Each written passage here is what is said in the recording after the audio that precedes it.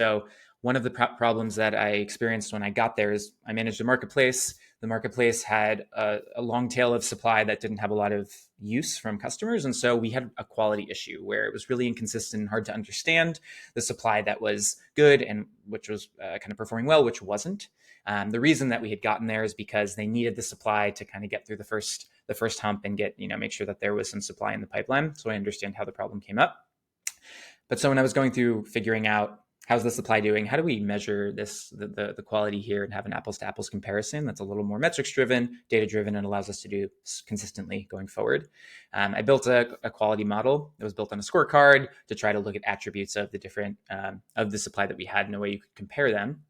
But the reason I'm telling this story is because one of the important things to me was this is something that could be kind of ignored by the rest of the organization, but it's actually really important for them to understand the way this is being done, because this is a set of decisions that could have and could be very helpful for other parts of the company, product primarily, but also, when there was other parts of the operation team that were working with customers or for even like design and engineering.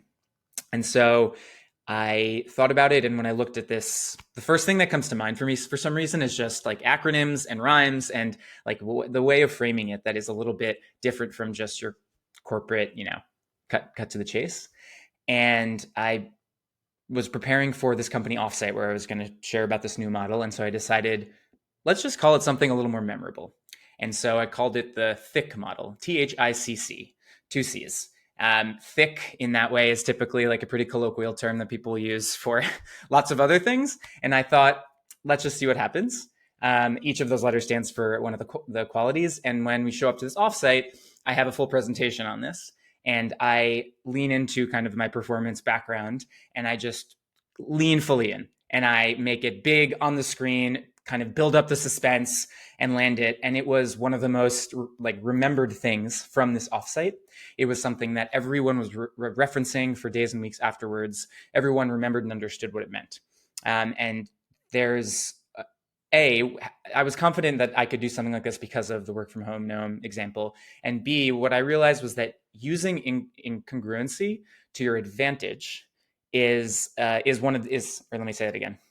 What I realized is that the reason this was so impactful and ultimately allowed us to kind of review our entire supply and bring us up to from like mid 80s to 98% above quality of our quality threshold is that I used incongruency to my advantage without really realizing I was doing this. So we all know the expectation reality gap. We typically think of it in a negative way. Your boss is expecting something, they don't get an update, and then all of a sudden something, hell breaks loose.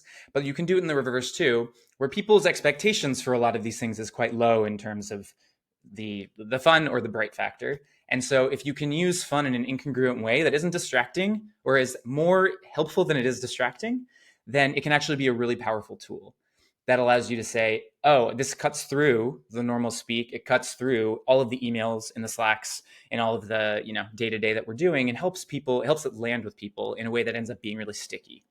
And in big organizations, I would say organizations of all sizes, but especially bigger organizations, leaders are desperate for ways to cut through the noise and have things stick, especially around people and internal initiatives. So the more that you can try that out, and maybe you kind of do a test run, you do it with pilot group, but the more you can test that out and take a chance, not only are you increasing your odds of landing and having stick the message you're trying to communicate, but the more fun and the more joy you're bringing to work, which doesn't have to be mutually exclusive.